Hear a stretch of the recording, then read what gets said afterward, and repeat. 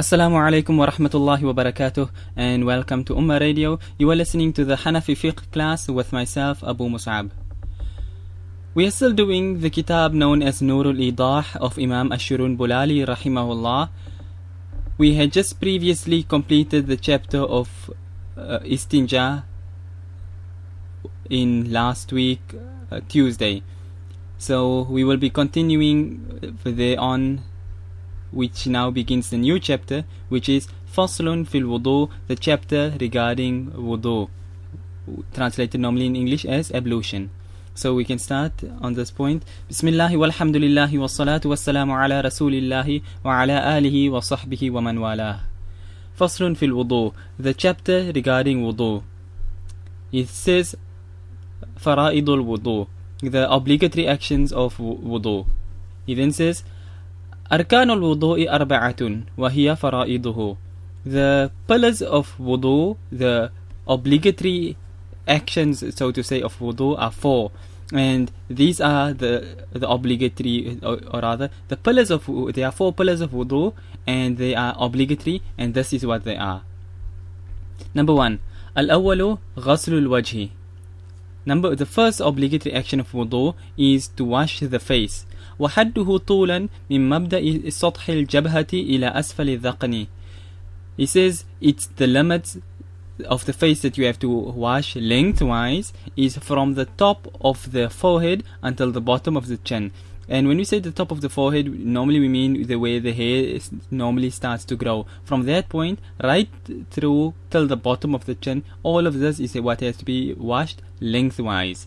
And then he says وحده عرضا ما بين شحمتي الأذنين, and breadth-wise across that you have to wash is that which is between the two earlobes. So from your one ear to your other ear, meaning your entire face, right, as you can see where your earlobe is, your cheek, whole side of your face, right through the whole front, right through until the other side. So basically your entire face has to be washed from the top of the hair till the bottom of the chin, from one earlobe till the other.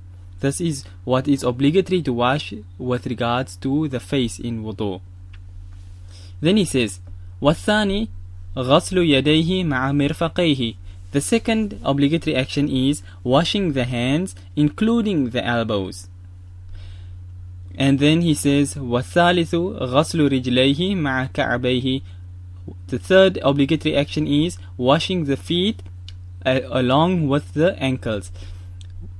We did previously touch on the topic of wudu in the previous kitab, which was Al-Hidayah of Imam Al-Marghinani rahimahullah, and likewise you also touched on the topic of wudu in Bada'i al-Sana'i of Imam Al-Kasani rahimahullah. So for those of you who have listened into the lessons, there is nothing so to say new from this little bit that we have read here. Everything here you have done previously. For those of you who are new and don't know wudu, this may come as something new, but otherwise this is the basic obligatory actions of wudu which have been passed by in the past already. Okay, just one thing with regards to the radio. For those of you who have any questions regarding anything on the lesson, you can send in your questions via Skype. The Skype name is Ummah Radio. Okay, then continuing on, number 4, he says وَالرَّابِعُ مَسْحُ رُبْعُ رَأْسِهِ. The fourth obligatory action in wudu is to wipe a quarter of the head. Now, like I say, we actually touched on all four these points in the previous books of fiqh that we had done with regards to the washing of the face. We did that with the hair, meaning the eyebrows and the beard and these things, whether it has to be washed underneath it as well or not. According to the fatwa of the madhab, if your eyebrows and things are thick, then you don't have to try and force the water in under your eyebrows and stuff like that. So we did touch on that point itself. Then it came to washing the arms and the elbows, and we mentioned how Imam Zufar rahimahullah, how he differs with the fatwa, the general rule of the Hanafi madhab, where he says that no, the elbows are not included, so you do not need to wash your elbows when making wudu. But the fatwa is that you have to wash your elbows, otherwise your wudu is invalid. And another point here is that what is obligatory is to wash your arms once. 3 is sunnah, but once is obligatory. It is fard. Then he mentioned same thing with regards to the ankles, that it is washing the feet including the ankles. Like the elbows are included, likewise the ankles are also included. And then he last ended it off with wiping a quarter of the head. And as was mentioned back then in the other kitab, the dalil behind this is that Rasulullah sallallahu alaihi wasallam أتى سباطة قوم فبال وتوضأ ومسح على ناصيته وخفيه, that Rasulullah sallallahu alaihi wasallam came to the dumps of a particular people and he relieved himself, and then he performed wudhu and he wiped his forelock and his leather socks. So when we say that the forelock is what is termed as rubu' al-ra's, a quarter of the head. So it is from this point that the ulama of the Hanafi madhab, they say that a quarter of the head is obligatory to wipe in wudu. And also, if you look, it was wash the face, wash the arms, wash the feet, but wipe the head. That's why what was also previously mentioned in the other kitab is that the obligatory action is for you to wipe the head, not wash the head. Some people think they must pour water over the head, but that is incorrect. It is the obligatory action is simply to pass a wet hand over the hair, a quarter of the head, and that will be sufficient. Okay, so that's as far as this kitab Noorul Eedhaah. It's a very basic fiqh kitab, so it only just gives you the 4 obligatory actions of wudu. One additional point is that there are 4 faraid of wudu with regards to the Hanafi madhab. The other madhahib may differ. For example, in the Shafi'i madhab, it's necessary to make an intention. According to the Hanafi madhab, it's sunnah to make an intention, but your wudu is valid without it. According to the Shafi'i madhab, tartib, to do things in order, is necessary for the validity of the wudu, while in the Hanafi madhab it is sunnah and your wudu would be valid even without it. So therefore you will find amongst the various madhahib, you would find them differing on exactly how many actions are obligatory in wudu or not. So in any case, that was with regards to the 4 obligatory actions of wudu. Now he moves on to the next portion. He says sababul wudu, the reason why you have to make wudu. He says وسببه استباحة ما لا يحل إلا به وهو حكمه الدنيوي. He says the reason behind making wudu is to make permissible those things which are not permissible except while being in a state of wudu. So basically, performing of salah, touching the Quran, and various other actions that require wudu, because you cannot do these things without wudu, therefore wudu is here. This is the reason why you have to make it. Otherwise, if you don't have wudu, you will not be able to touch the Quran, you will not be able to perform salah or these other ibadat as well.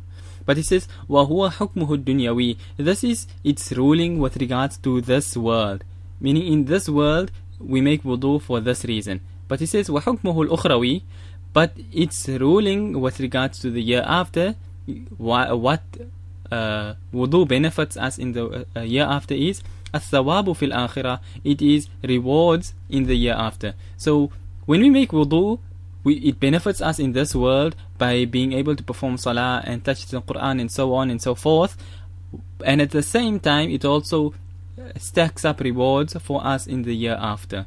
So we have a dual fold reward in wudu. Then he continues, he says شروط وجوب الوضوء, the conditions which make wudu obligatory. He says وشرط وجوبه العقل والبلوغ والإسلام, the conditions for wudu to become obligatory is number 1, al-aqlu, sanity. A person has to be sane. If you are insane, then obviously salah and everything falls off you, so the wudu naturally falls off even more, that you are not required to make wudu because you are mad. So therefore it says that sanity is a condition for wudu to become obligatory upon a person. And number 2, it says wal bulugh, maturity, a person reaching the age of puberty. So male or female, when you reach the age of puberty, then you meet one of these criteria, these conditions, in order for wudu to become obligatory upon you. And lastly he says wal Islam, and Islam. So you have to be sane, you have to be have reached puberty, and you have to be a Muslim. Reason being is that the laws of Islam of Salah and things do not fall onto a kafir directly, so therefore wudhu and these things also fall away from him. Likewise with the mad person and the child. A child can make Salah and things, but while he is in that state of not being baligh, not having reached puberty, he is not. Salah is not obligatory upon him. So likewise, therefore, wudhu is also not obligatory upon him, because they go hand in hand. One leads to the next. So in any case, these were the three conditions he mentions here. Then he mentions an additional one. He says, وَقُدْرَةُ عَلَى اسْتِعْمَالِ الْمَاءِ الْكَافِي. And he says an additional condition which makes it obligatory now for a person to perform wudhu is having the ability to use a sufficient amount of water. What this can take place in a number of ways. A person is on a journey and you've got a flask of water with you, but that is your drinking water and you have nothing else. So although you have enough water with you, if you were to perform wudu with it, it would suffice for you, but then you would be left without anything to drink. So the Sharia here in this case, it gives you permission to make tayammum, dry purification, and you save this water for your drinking. That is one ability. Obviously the other ways, for example, if there is a large amount of water, but say it's in Tesco and Tesco is selling bottled water and the rest of the town has no water whatsoever, and Tesco is not selling the water to anybody.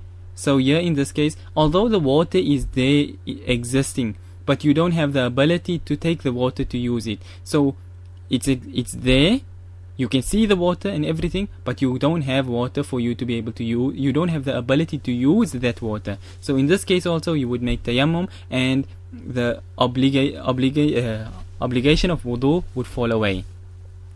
Furthermore, suppose a person is in a jail, you are locked up and there's a bucket of water just outside the jail, but the prison guard, he doesn't want you, he is preventing you from that water. So although you can see the water there in front of you and you can just about reach one finger to dip into the water, but you don't have the ability to use the water, so therefore wudu also falls away from you, and you would perform tayammum in this case. Or you have water is sufficient to drink, and you have a little bit left over of water which you were busy using to make wudu with, but now you're sitting only with a cup of water left, meaning it is not ma'ul kafi, it is not sufficient for the purpose of making wudu. So in this case also, because you don't have sufficient water, the ruling of wudu would fall away and you would make tayammum. Therefore this is a very important point, where he says that having the ability to use the water, and that there must be sufficient water as well. Then he says, وَوُجُودُ الْحَدَثِ وَعَدْمِ الْحَيْضِ وَالنِّفَاسِ. Additional thing is that a person has to be in a state of hadath, meaning a minor impurity, meaning your wudu is broken. Otherwise, if you have wudu, then naturally wudu does not become obligatory upon you. Wudu only becomes obligatory upon you when you don't have wudu. So therefore he says, وَوُجُودُ الْحَدَثِ, it is necessary to be in the state of minor impurity in order for wudu to become obligatory upon you. And then he says, وَعَدْمُ الْحَيْضِ وَالنِّفَاسِ, and also not to be in a state of menstruation or postnatal bleeding. The reason being, a woman who is in one of these two conditions, she does not perform salah, so therefore the obligation of wudu falls away as well. Then he says finally, وَضِيقُ الْوَقْتِ, and a narrowness of time, meaning there's a couple of minutes left over, just you have maybe 10 minutes left over Fajr Salah, or let's say you have let's say 10 minutes you've got left over, and now you have to perform Fajr Salah. Then it becomes obligatory upon you to make your wudu now at this point immediately in time, and rush to perform your Salah before the time exits. So there is no place or leeway for you to delay at this stage in time. If you were delaying when the time of Salah had just entered, obviously there is depending on which country you are in, whether it's an hour, 1.5 hours, whatever the case may be, there's sufficient time. If you delay for a couple of minutes, it would not be, you would not be sinful. Although you should not delay, but it would not be sinful. But here, when the time becomes constricted and there's only a little bit amount of time left, then it becomes obligatory upon you to perform wudu there and then, so that you can perform your salah immediately. So that is the last and final condition he puts down. He moves on now to a new chapter. He says shurutu sihhatil wudu'i, the conditions with regards to the validity of the wudu. Meaning, in order for wudu to be valid, what conditions need to be met? He says وَشَرْطُ صِحَّتِهِ ثَلَاثَةً. There are 3 conditions in order for wudu to become valid. Number 1, عموم البشرة بالماء الطهور. Having water touch the entire skin with pure water, which is a purifier. In the beginning of this book, we had touched on the various types of water. You have water which is pure in and of its own self, intrinsically pure, but it does not any longer have the ability to make something pure. So that is what we termed as ma'ul musta'mal, used water. So here he says bil ma'i tahur, with purifying water. So this is a condition, meaning your entire skin, meaning your whole face, your entire arms, your entire feet, every single last piece of skin has to be washed thoroughly and properly with water. This is the first condition. Meaning, if a piece of your skin was not washed, your wudu is invalid. Then he says, وَإِنْقِطَاعُ مَا يُنَافِيهِ مِنْ حَيْضٍ وَنِفَاسٍ وَحَدَثٍ. And those things which are incompatible, which contradicts wudu, these things have to be non-existent. Meaning, if any of these things are here, obviously the wudu would be invalid. And he says this is hayd, meaning menstruation, nifas, postnatal bleeding, and hadath, minor impurity. So either you performed wudu, or you are performing wudu, but you are in a state of hayd while you are menstruating, then your wudu, although you perform your wudu 100% like normal and everything, but because you are in this state, your wudu just falls away to the wayside. It doesn't take effect, because now you may not perform salah or anything in this state that you are in. So therefore, only when you are outside the state, then you can perform wudu. I mean, obviously you come out, you perform your ghusl and everything, and then you perform your wudu, then everything will be back to normal. And then he says, وَزَوَالُ مَا يُمْنَعُ وُصُولُ الْمَاءِ إِلَى الْجَسَدِ كَشَمْعٍ وَشَحْمٍ. He says, another condition for the validity of wudu is that you remove everything which would prevent the water from reaching the body, like fat, grease, and likewise in today's times you have all these various substances, whether it's like nail polish and these various other, or paint even for that matter, or like you were cooking, you were baking, and there's flour stuck on your arm or on your nail or something of the sort here. These various things, they prevent wudu, they prevent water from reaching the skin or the nail or things there under. Therefore, if any of these things are on the body, your wudu would be invalid. Therefore, we say a condition for the validity is that these things are all removed. Now he moves on to another chapter. He says, فصل في تمام أحكام الوضوء. He says the chapter regarding fulfilling the rulings of wudu. He says يجب يعني يفترض غسل ظاهر اللحية الكثة في الصح ما يفتى به. Meaning, this is now the chapter, we are dealing now with the parts of wudu and things which we are currently in wudu. So now what do you have to do in order to make certain that you are performing wudu properly and not leaving and missing things out? So he says, yajibu, it is obligatory to wash the outside of a thick beard according to the more correct view, the mufta bihi, the asah, the most correct fatwa of the madhab.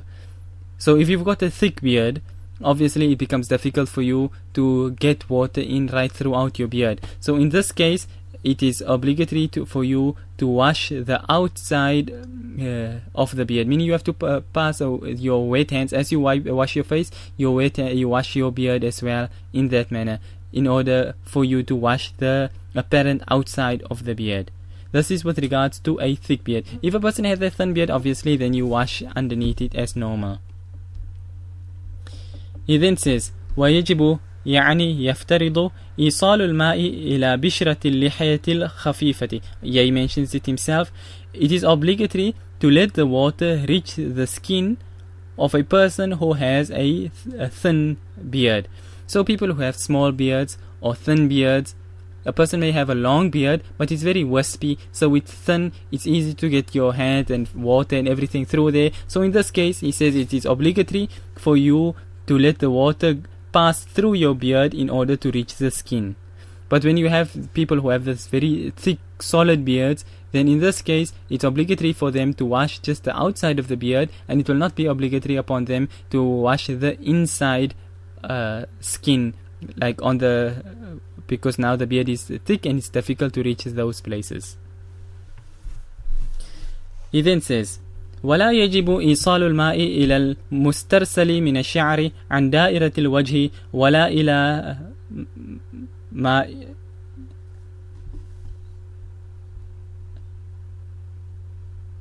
ولا إلى ما انكتم من الشفتين عند الانضمام. He says that it is not obligatory to let the water flow to that parts of the hair which are outside the da'iratul wajh, the border of the face. So that hair which is outside the border of the face, is not obligatory for the water to have to flow to it. And he says وَلَا إِلَى مَا إِنْ كَتَمَ مِنَ الشَّفَتَيْنِ, nor that parts of the lips which are hidden when the mouth is closed. So if you close your mouth normally, not pressing your lips together, you close your mouth normally, then that part of your lips which are inside your mouth, it's not obligatory to wash that. So you don't have to open your mouth up while making wudhoo and wash your inside lips and everything like that. Obviously the madmada, the gargling and rinsing of the mouth in wudhoo is sunnah, but in this case here we're talking just about the obligatory actions. Therefore the obligatory action is that you wash the outside of your face and the outer part of your lips that can be seen from the outside, but that which is on the inside when your lips are closed, that will not be necessary to wash for the validity of the wudhoo. And then he says, ولو إن ضمت الأصابع أو طال الظفر فغطى الأنملة أو كان فيه ما يمنع الماء كعجين وجب يعني افترض غسل ما تحته. He says if the fingers are closed in such a manner, or the nails have grown so long that they cover the fingertips. So your nails are so long that it's now covering the top of your finger. Or he says, oh, there is something on your finger which prevents the water from reaching it. كعجين, which is like dough. And this is what I mentioned previously. A person was baking and you're sitting with a piece of flour stuck on your skin, so it prevents the water from reaching underneath it. So therefore that's why he says كعجين, for example, there is some dough on you. So in this case it says wajaba يعني افترض غسل ما تحته. It becomes obligatory to wash underneath this thing which has been preventing the water from reaching the skin. Okay, then he says ولا يمنع الدرن والخرء وخرء البراغيث ونحوها.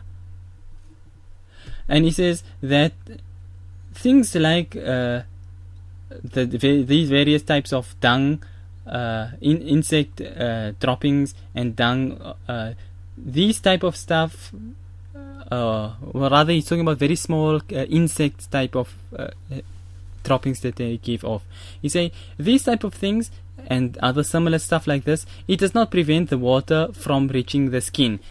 So here he's saying you have such substances which come onto the body, which sticks to the body, but as you wash, either it is porous and the water is able to pass through it, or it washes away with the water. So in cases like that, in both these cases, it's not necessary to wash it off, or rather it is not obligatory to wash these things off before beginning the wudhoo.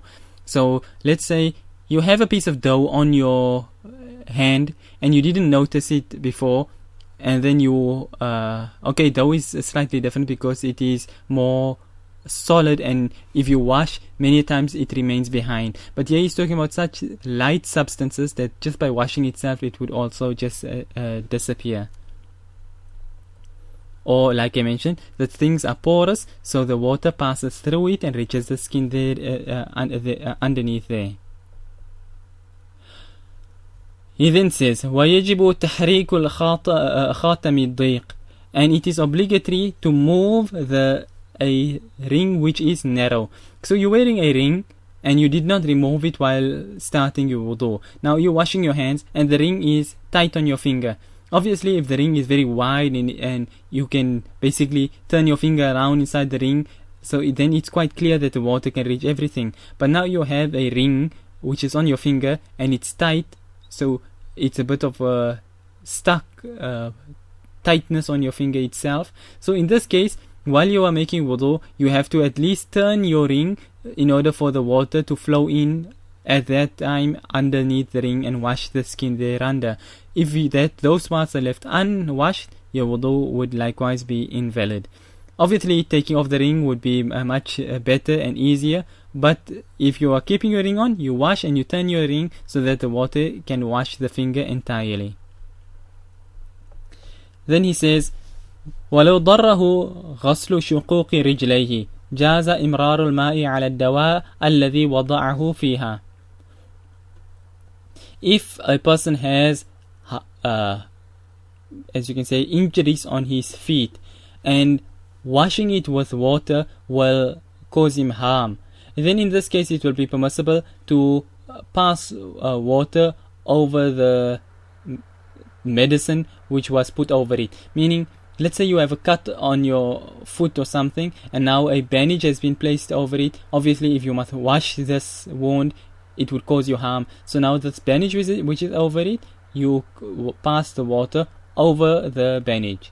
Obviously if passing the water over the bandage would make the bandage wet, and the bandage then in turn is making your wound wet, all these type of things are taken into consideration. So it has to be understood properly in its context that whatever causes harm, that will fall away. So if water coming near your foot even will cause harm, then it will not wash that foot. So the ruling changes according to the necessity of the moment.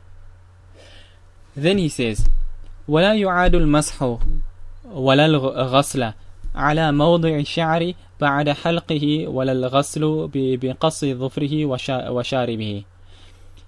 A person will not be asked, or it will not be necessary for him to repeat washing or wiping a place where you have removed hair after shaving it, nor to wash after cutting the nails or cutting the mustache. So your nails were of a normal length, your mustache was long, or let's say you had some hair on your a strange hair which was growing out of control on your arm, for example.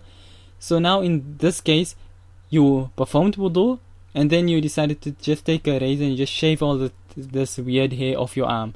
In this case here, a person will not be required now to go and wash that arm again. The fact that he had performed wudhu, that alone is sufficient. So therefore you will just continue as normal and move on in that manner. Okay, and likewise it says if you clip your nails or if you trim your mustache in all these type of things, it will not be necessary to wash or wipe there under. That is the end of this chapter here of the obligatory actions of wudhu. The next chapter will begin with regards to the sunan, those actions which are sunnah in wudhu. But that, inshallah, we will leave for a later period in time. So on this point we will end, inshallah, and we say وصلى الله وسلم وبارك على نبينا محمد سبحان الله وبحمده سبحانك اللهم وبحمدك نشهد أن لا إله إلا أنت نستغفرك ونتوب إليك. والسلام عليكم ورحمة الله وبركاته.